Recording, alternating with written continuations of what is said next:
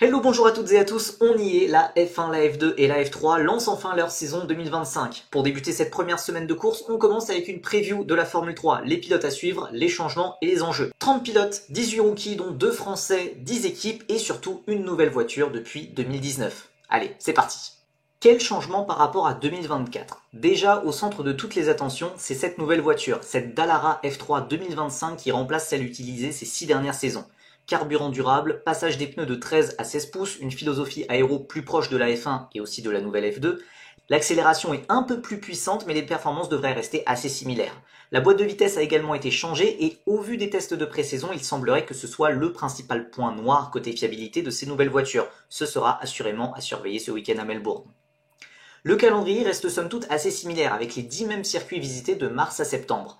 Melbourne lance la saison cette semaine avant Bahreïn, puis tout le reste de la saison en Europe. Imola, Monaco, Barcelone, Red Bull Ring, Silverstone, Spa-Francorchamps, Hungaroring et enfin la finale à Monza. Parmi les autres changements majeurs, forcément une nouvelle équipe sur la grille qui plus est française. Déjà présente en Formule 2, Dams débarque en F3 remplaçant Genzer Motorsport.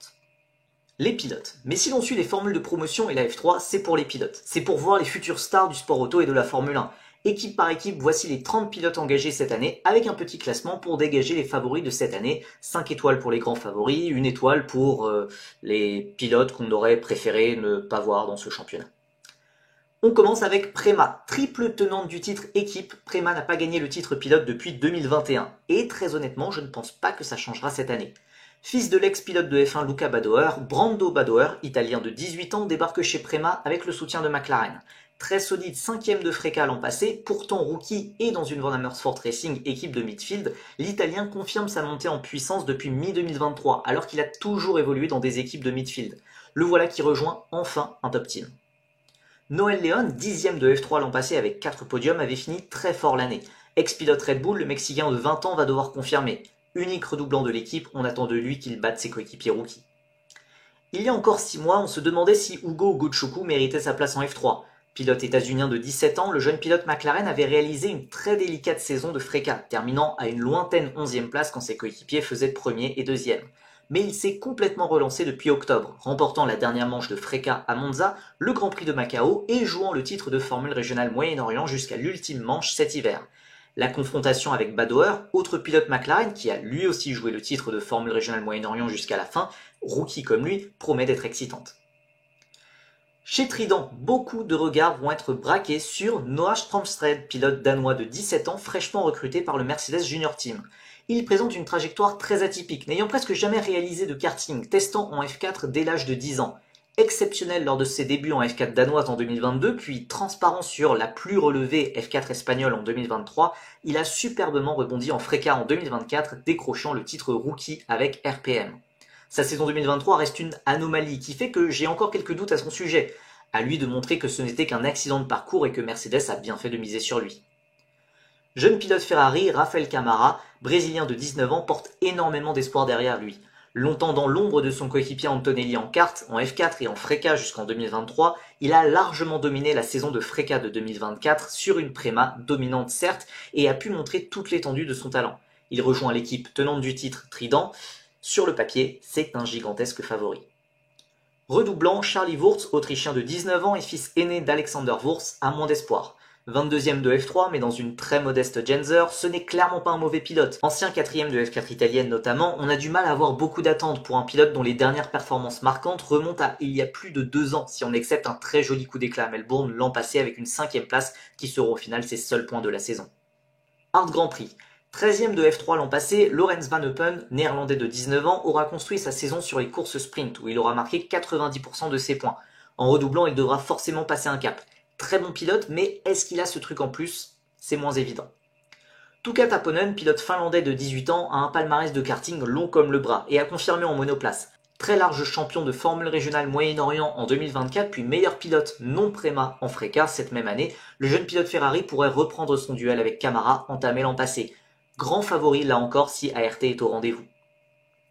Plus de doutes entourent James Wharton, pilote australien de 18 ans, pourtant vice-champion Freca en titre. Ex-pilote Ferrari, il se montre souvent assez irrégulier et capable de multiples erreurs en piste, Macao en étant le meilleur exemple l'an passé.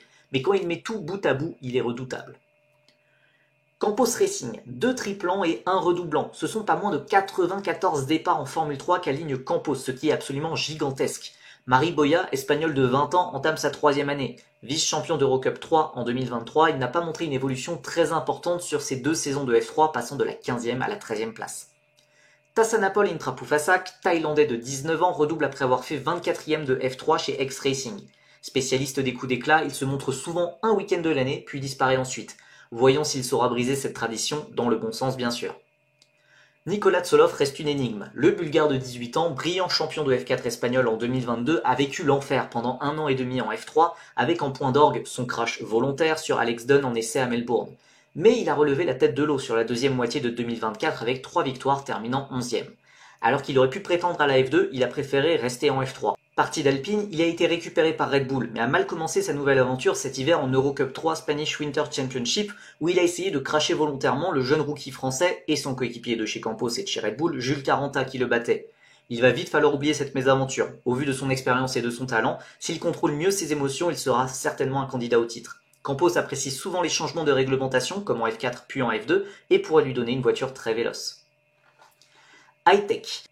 Autre jeune pilote McLaren, Martinus Stenshorn, norvégien de 19 ans, avait été vice-champion de FRECA en 2023 en étant le principal rival d'Andrea Kimi Antonelli. Mais il a probablement été l'une des plus grandes déceptions de F3 l'an passé, terminant à une anonyme 18e place. Il faudra faire impérativement mieux s'il veut garder en vie ses espoirs de F1. Josh Dufek, autrichien de 20 ans, a aussi vécu une année compliquée en F3 l'an passé. Ses performances les plus intéressantes remontent à il y a 2 ans, quand il avait fait 9e de FRECA sur une Van Amersfoort fin 2022 avec 3 podiums et 6e de Formule Régionale Moyen-Orient. Mais c'était il y a 2 ans. Depuis, il a pas mal galéré. Gérard Chier, chinois de 18 ans et champion de F4 chinoise en 2022, a depuis notamment roulé en Angleterre, terminant 7e de GB3 avec High-Tech, mais il a été battu par ses coéquipiers Timek Kucharczyk et Will McIntyre, 3e et 5e respectivement, 2 pilotes que j'aurais bien aimé voir en F3 cette année. MP Motorsport. Tim Tramnitz, allemand de 20 ans, est le leader attendu de MP Motorsport. 9e de F3 et plus haut classé des pilotes redoublants cette année, le jeune pilote Red Bull est à un tournant dans sa carrière et doit impérativement jouer les victoires régulièrement. Ancien 3e de FRECA, ancien grand rival d'Olly Berman en F4, il doit désormais rattraper le temps perdu. Bruno Del Pino, espagnol de 18 ans et neveu de Pedro de la Rosa, a fini 3e d'Eurocup 3 l'an passé, mais ce championnat avait une grille exceptionnellement faible cette année-là. Pas beaucoup d'attentes autour de lui, on ne peut être que surpris, j'ai envie de dire.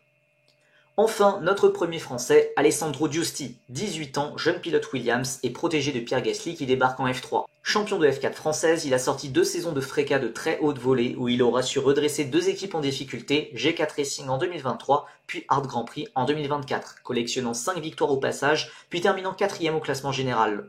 C'est le français le plus proche de la F1. Le pilote à battre sera incontestablement son coéquipier Tim Tramnitz. Giusti est souvent un pilote qui explose en deuxième moitié de saison. J'en prends pour preuve ses 4 saisons en monoplace, donc on peut attendre des débuts peut-être un peu discrets avant une montée en puissance qu'on espère le plus tôt possible. Van Amersfoort Racing, on enchaîne avec notre deuxième français, Théophile Naël, 17 ans. Pilote phare du projet Saint-Eloque Racing, il va rouler pour la première fois avec une autre équipe. Champion de F4 Espagne à la surprise générale face au top team que sont MP et Campos, il a depuis largement confirmé en FRECA, terminant 9e en 2024 et en Formule Régionale Moyen-Orient, remportant en tout 2 victoires et 7 podiums dans une équipe de midfield dont il aura été le leader. J'attends de lui qu'il batte ses coéquipiers et qu'il soit à nouveau, encore une fois, le leader de son équipe. Santiago Ramos, mexicain de 21 ans, redouble après une année 2024 très mitigée où il aura fini 16e avec Trident, pourtant un top team. Il était en discussion avec Van Amersfoort Racing pour la F2 avant de finalement rester en F3. Ivan Dominguez, portugais de 18 ans, monte en Formule 3 après une bonne saison de FRECA où il aura fini 10e après un excellent début de saison, mais où il aura finalement été battu par ses coéquipiers. Il devra vite effacer cette petite réputation de pilote un peu sale qu'il a pu se faire l'an passé, je pense notamment à son incident à Spa-Francorchamps. Rodin Motorsport, équipe en difficulté depuis des années en F3, Rodin pourrait bien profiter de ce changement de réglementation pour revenir aux avant-postes, et leur exceptionnel line-up pourrait les aider. 12e de F3 déjà avec Rodin, Callum Voisin, britannique de 18 ans, avait fait des prouesses en deuxième moitié de saison avec une pole, une victoire et 2 podiums. Champion de GB3 l'année précédente, ses résultats en monoplace sont possiblement ceux d'un futur crack. C'est une année décisive dans sa carrière pour lui. Mais il devra faire attention à son coéquipier rookie dont les dents rayent le parquet. Louis Sharp, néo-zélandais de 17 ans, a un parcours absolument exceptionnel. Lui aussi formé en Angleterre, il est tout simplement le champion de British F4 en 2023, puis de GB3 en 2024. Si Rodin est au rendez-vous, ce duo fera très mal. Le troisième pilote n'a pas non plus tant à rougir que ça. Roman Bilinski, polonais de 20 ans, sort de sa 3e saison de FRECA. Dans une petite Trident de milieu de plateau et malgré un accident de la route qui l'aura fait manquer un tiers de la saison, il a fini 14e avec un podium et une pole. X-Racing, on part sur l'un des line-up les plus cataclysmiques de la F3, comme malheureusement souvent avec X. Javier Sagrera, espagnol de 21 ans, sera le leader incontesté de cette équipe. Vice-champion de la très faible Eurocup 3 l'an passé, il s'agissait déjà de sa 4e saison au niveau formule régionale. Il sort de nulle part et il n'y a que X pour nous sortir ça. Nicola Marinangeli, italien de 21 ans éloigné de la monoplace depuis 2022 avec 0 points marqués en F4 italienne puis en FRECA. Il rebondissait pourtant bien en International GT Open et semblait s'y épanouir, mais il revient en F3 pour une raison qui m'échappe. Ça promet une saison assez épique. La 3e X n'a pas trouvé preneur pour la saison, mais l'équipe a annoncé Nikita Bedrin, seulement pour la manche de Melbourne. Le Russe de 19 ans va jouer les bouches-trous après avoir été 19e de F3 et leader incontesté d'X l'an passé quand il avait décroché une victoire en Hongrie. Il est à prévoir de nombreuses rotations sur ce baquet. On peut imaginer que Jonas Ried, allemand de 20 ans, éloigné de la monoplace depuis plus de 2 ans, aura sa chance après avoir roulé au test de pré-saison. Dams, splendide 21e de FRECA, Nicolas Lacorte, pilote italien de 17 ans, monte très logiquement en Formule 3 avec le soutien de l'Alpine Academy, un choix pas du tout dicté par l'argent et la fortune familiale, évidemment. Pas d'attente à avoir sur lui. 25e de F3 l'an passé avec Genzer, le péruvien de 21 ans Mathias Sacaceta redouble. Il avait fait un unique podium sur une course à grille inversée. Ancien vice-champion de British F4 en 2021, il a vécu ensuite 2 années très compliquées en FRECA par la suite, terminant notamment 22e en 2023 quand ses coéquipiers faisaient 2e et 3e. Beaucoup plus intéressant est le profil de Christian Ho, singapourien de 18 ans. Vice-champion de F4 espagnol en 2023, il a par la suite enchaîné avec un titre d'Eurocup 3 en 2024, étant le seul pilote non MP Motorsport du top 5. Un profil qui peut potentiellement surprendre. Vous êtes désormais parfaitement calé sur la saison de Formule 3 à venir. Vous regardez cette vidéo le jour de sa sortie, alors je vous invite à répondre au Google Form en commentaire et en description pour donner vos pronostics sur la saison de Formule 3. Je vous donnerai ensuite rendez-vous sur Twitch demain, lundi 10 mars à 18h30 pour discuter ensemble de la saison de F3, de vos pronostics et bien sûr de mes pronostics. Pour nous sur YouTube, on se retrouve dès mardi pour la preview de la saison 2025 de Formule 2. En attendant, on se dit à très bientôt. Bye bye.